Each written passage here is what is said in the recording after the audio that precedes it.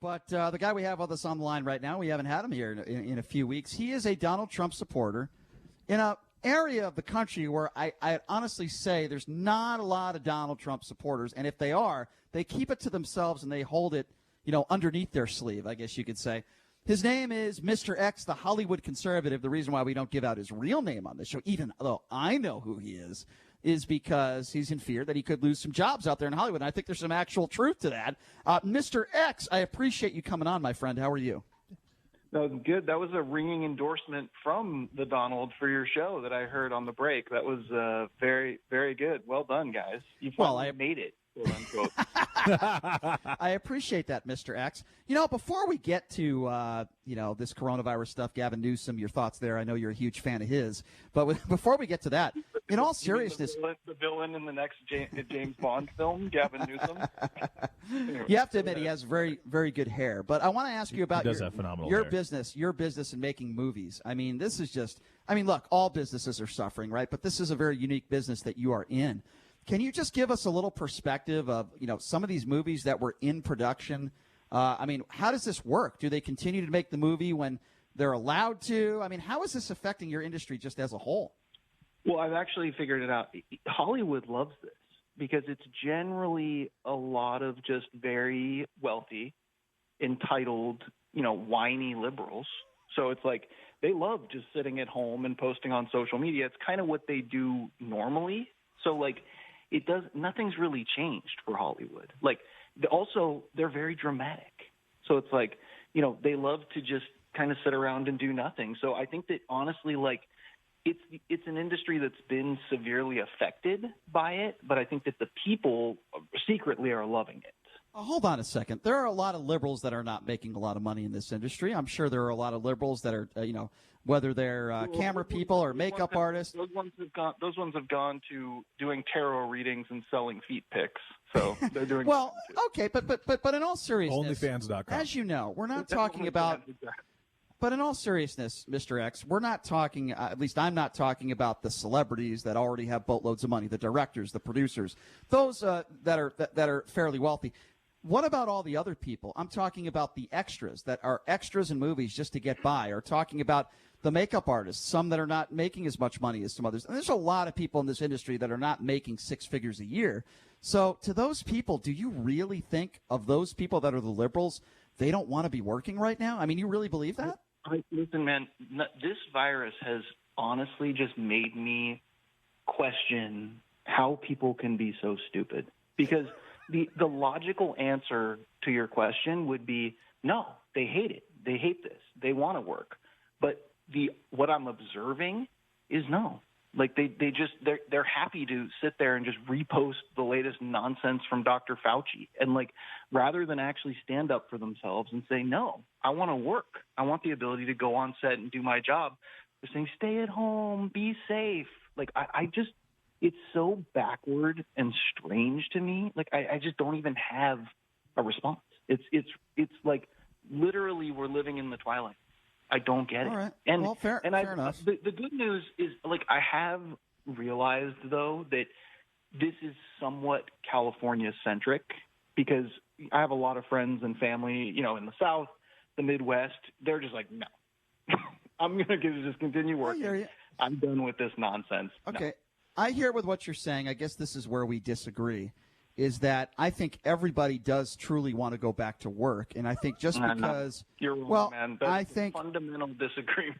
All right. Well, for the most part, I think people want to go back to work. I think just because you believe in what Dr. Fauci is saying or you believe in some of the scientists and doctors, what they're saying, I wouldn't correlate that to we don't want to go back to work and we want to stay in quarantine for the next 10 years. I would go so far as to correlate this almost – in a direct ratio to whether someone is a Republican or Democrat. The Democrats generally feel like them staying home and posting stay safe and wash your hands memes is in some way defying Donald Trump. So they just continue doing it. And I'm not even kidding. I'm not exaggerating.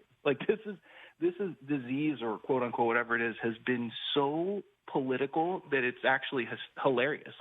I guarantee you, I can if I ask someone, are you a Republican or a Democrat? And whatever their response is, I can dictate exactly what their opinion is going to be regarding coronavirus. All right. Well, I guess I want to get your take on this then. Do you think that all movie production studios and everything should have been remained open this entire time? Well, it's a bigger question. I don't think we should have shut down the planet like we did over this basically slightly worse version of the flu. So. But what do you mean slightly worse version of the flu? There's who has told you that this is just slightly worse than the flu? I mean, the evidence would not back up that claim. It's only been a couple months. We've got over 80,000 people that have died. With all due respect, you saying you can. We've already jumped off a cliff here, man. First of all, the numbers are not that much higher than an ordinary flu season. That's not true. The numbers are vastly exaggerated. It's been proven that no, it hasn't. Yeah, it has. People with underlying conditions who died and had coronavirus or didn't even have coronavirus, if somebody calls in and says, I think I have coronavirus, they're included as a statistic. Like, sorry, man, I just don't believe. That's not true, though. If somebody just calls in, that's not true. There's a lot of other there's a lot of other things that go into that.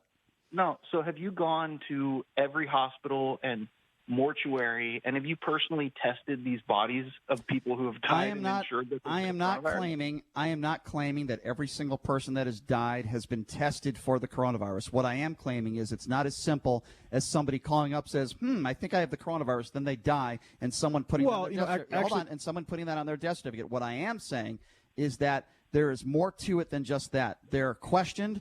They go by the evidence of what they've told doctors and nurses in the hospital. And just because they haven't been tested doesn't mean that they didn't die as a correlation or in part due to coronavirus. Well, you know that. You have to take a look at what happened in New York when they randomly one day they added 5,000 deaths. This was in New York City to their death toll. And what they did was they asked the families if they had symptoms similar to the coronavirus. These were people that were dead in their homes.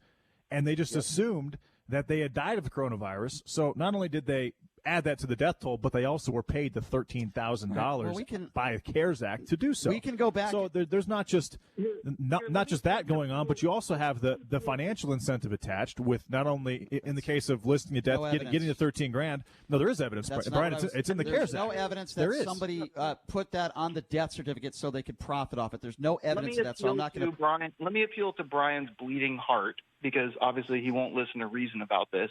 No, I'm listening to the scientists and doctors. That's what I'm listening to. No, listen. I just read a study that more homeless people are going to die because of essentially the complications of what's happening with this virus than the victims of the virus itself. So I know you care about the homeless people. So what do you have to say to that? I care about all the people that can't support their families and suicides and people who essentially are going to die from other causes. Sure. Because here's what I'll say to that. Virus. Here's what I'll say to that. I don't care if you're homeless. I don't care if you're unemployed. I feel the same way. I don't want any innocent person to die. With that being said, it doesn't mean we hold on. It doesn't hold on. It doesn't mean that we should reopen everything in this country because people are unemployed. And, some of those people might have drug addiction or there's suicides. I'm sorry, but I completely disagree with that premise. If we're going to play along with the mythical narrative of this incredibly dangerous virus, which it's not, then you're right. We should never reopen, to be honest. It is a dangerous virus. Here's the problem. No, here's the problem, man. You're undermining the virus. I disagree. So let's say we slowly reopen and continue with this BS narrative that the liberals are pushing. What do you mean it's what liberals are pushing? Trump's own administration's guidelines with these phases. What are you talking about? And those have changed. Those have changed recently. Phase 1, Phase 2, Phase 3. That is Trump's. Under pressure from fake doctors who are just trying to scare people. But here's what do you mean they're just trying to? Why would they? Hold on a second. Why would they just be trying to scare people? What's their incentive? We've been over this the last time I was on your show. Money. power, the same reasons anyone does anything. Dr. Fauci doesn't get a raise if he scares people. What are you talking about? If this virus goes away overnight, then they're no longer on TV. Nobody's listening to them. They're not Dr. getting Fauci trained still to has a develop job. vaccines. Many of these doctors are getting the same salary, and they still have a job, whether the virus is gone tomorrow or whether it's here in 3 months. That's not true. Actually, Brian, if the hospitals are getting paid X amount of dollars, That has nothing to do with Dr. Fauci and the people in Trump's listen, administration. where do you think that money is going? It has nothing to do with Where what is we're that talking money? about. Where is that money going? What does that have to do with what I just said? If there's a hospital in New York City and there's been 3,000 deaths there, What does that have to do with what I just they're said? getting paid $53,000 every time someone dies, where is that money going? I don't know what that has to do with what I just said. It has absolutely nothing to do with it. You're saying no doctors are getting paid more money. Hold on. Well, the hospitals are getting paid money. That's So not what I where said. is that money that the hospitals That's are not getting what I going? said. If you can listen again, because You did just say that. That has nothing to do with what we were just talking about. Mr. X on the line just talked about Trump's doctors and in his own administration and the guidelines.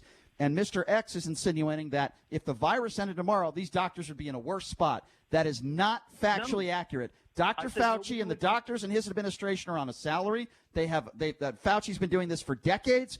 His career is not going to change one way or the other if tomorrow the virus is gone or not. I'm sorry, that's just not true. Nobody knew who Dr. Fauci was a couple That's months not ago. true. Now Not true. What are you Mr. talking about? He was the whole AIDS pandemic. He was the head guy in charge.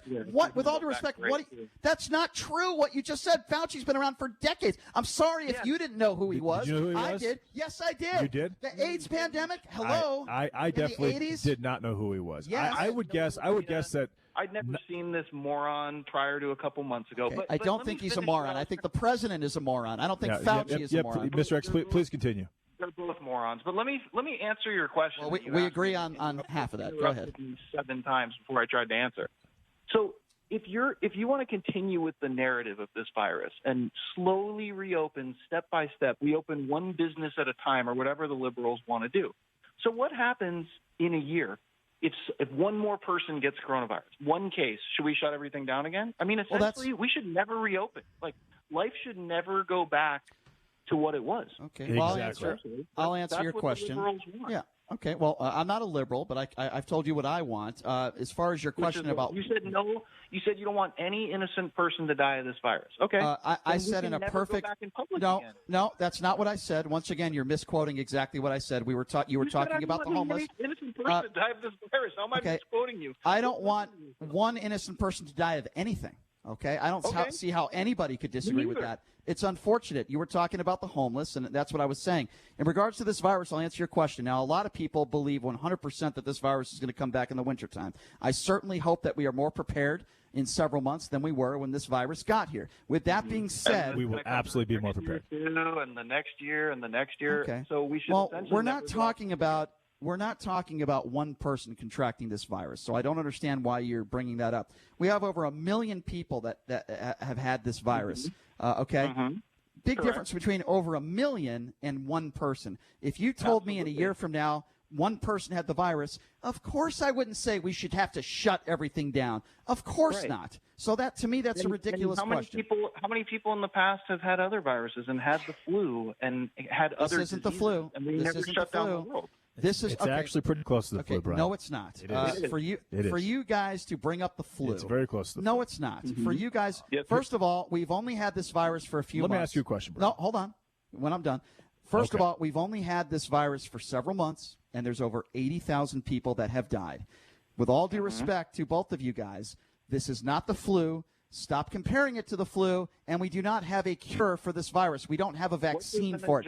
What percentage of 1 million is 80,000? What percentage of 1 million is that's 8%? Okay. Is your math wrong? Did you expect me to give out a different number? That's 8%. Are you saying that the virus has an 8% death rate? I didn't say that. You asked me a question. I mean, well, it's at 1.5 right now, Adam. Okay, it's at 1.5. I mean, you didn't. I don't understand what your point is here. The point I'm trying to make is, factually, it's not accurate to compare this to the flu. It's just not true. And by the way, there is something that I heard. It's called the flu shot. I've been getting it for years. We don't have something yet that can prevent. Well, the I'll tell you this, Brian. This virus affects the exact same demographic. If you have a bunch of comorbidities and if you have and if you're susceptible, if you have a compromised immune system, the coronavirus will likely affect you adversely, and the flu will likely affect you adversely. So yeah, there are actually a lot of similarities with who this virus affects, and it looks like the mortality rate, according to antibody studies, is more like 3 times higher than the flu. It is more deadly than the flu, but it's not deadly enough to unemploy 35 million people. Fair enough. Well, listen, we've and you mentioned the flu and the flu vaccine that you get, which has been proven to be ineffective. So are we waiting for a vaccine for coronavirus that's also not going to work before we start reopening? Well, there's a good chance of that. I'm going to listen to my doctors that tell me to get the flu shot every single year. That has always been the problem. People are listening to doctors who have no idea what they're doing and who are financially driven and essentially whose lives are better when people are sick. All right. Well, if this virus went away tomorrow, there would be lots of money lost from various people, including media, doctors, and the people who do profit from this. If you don't think anyone profits from this virus, then you're just blind. I don't know what to tell you. All right. Well, if you think Dr. Fauci and all the experts are profiting, then you're entitled to your opinion. I just completely 100% disagree. No, I don't think that, Brian. I know that with 100%. Fair enough. All right. We'll just agree to disagree on that. But I wanted to bring up that's the fundamental disagreement of the entire thing. Like you guys are willing to listen to the narrative that the doctors are pushing and continue to keep people unemployed and ruin lives over this, when a lot of people get it and don't even know they have it. That's how not serious it is. All right. Hey, listen, like I said, we're going to agree to disagree. I couldn't disagree with you more. Sometimes we agree on stuff. I completely disagree with you on this, that Dr. Fauci's doing all this stuff to profit. Why don't they just give us the choice? You can stay home for the rest of your life. Well, because that would be irresponsible. And if I get sick and get coronavirus and die, say nice things about me. Because you can actually infect other people. That's why. It's not just about you. It's about other people out there. That's very clear. The insidious narrative of why, nobody can go outside and everybody better get vaccinated because I can infect other people. Obviously, we're going to agree to disagree on this one, and that's fine, but let's move on. So I wanted to talk to you a little bit about Robert De Niro. As you know, Robert De Niro is no Donald Trump fan. He's made a lot of appearances on a bunch of networks in blasting the President of the United States. I think we all could agree Robert De Niro certainly is a very gifted actor. Been a fan of his for a number of years, and I've had the chance to meet him and interview him, and he wasn't extremely nice to me, but that's okay. But anyway, he spoke to the BBC about President Trump's response to the pandemic. I want you to listen to this clip, and then we'll discuss it. Here it is. Sure. It's like Shakespearean, the whole thing. You've got a lunatic saying things that people are trying to dance around, whereas you've at one point, and they're doing it today in the hearings a little more, trying to say tactfully that this is what'll happen. Fauci is doing that. It's appalling. It's appalling. He wants to be reelected. He doesn't even care how many people die. All right, Mr. X, your response to that? Whatever. Like I don't have an opinion. When you have somebody that's that incredibly biased against someone, like nothing that I don't care what he says. Like Trump could literally cure cancer tomorrow, and De Niro would get on and say, well, now all these cancer doctors, they're out of work. What are they going to do? How are they going to feed their families? Like, it's so stupid. Like, honestly, right. Do I think that Trump's response to coronavirus has been perfect? Of course not. Do I even think it's been great? No, but it doesn't that it doesn't matter. I'm also not so biased that I think anything he says is BS. All right, let's go with that. Let me ask you this then. Here's what I think is important. I think it's important for the President of the United States, even if he's faking it, to show empathy. And as you know, in the majority, why you don't think our president, you don't think our president should show any empathy. You don't think that should be a part of the job to show that he cares about Americans. We've talked about this before. I don't care what type of person my president is. I care how effective he is. I care about policies that he institutes. And you think he was very effective with this pandemic? What he does. You think he was very effective with this pandemic? That's why when people compare Trump to Obama, right? Like, okay, I'm not doing that. Obama was this awesome guy. He was so nice and amicable, and everybody loved him, and he seemed like a great dude. And I would love to play basketball with Obama. I heard he's got a really nice jump shot, and he'd go on ESPN and give us his bracket selections, and that's great. And Obama seemed like a cool guy. Yeah, he didn't tell us to shoot up disinfectant either. Things during his presidency? Unnecessary. No, in my opinion, I don't think he did. Yep. Trump is the polar opposite. He's a complete douchebag. He goes on Twitter and just trolls people. Nobody likes him. He's not a nice person. I don't care. Does he affect change? Like, I'm not hanging out with Trump. He's not my father. Like, I don't care. Like, okay, but not being a nice person, we agree on that. Not being a nice person is one thing, but taking over a press conference. When it comes to empathy, no, man. Like, this is, and let me give you a quick anecdote.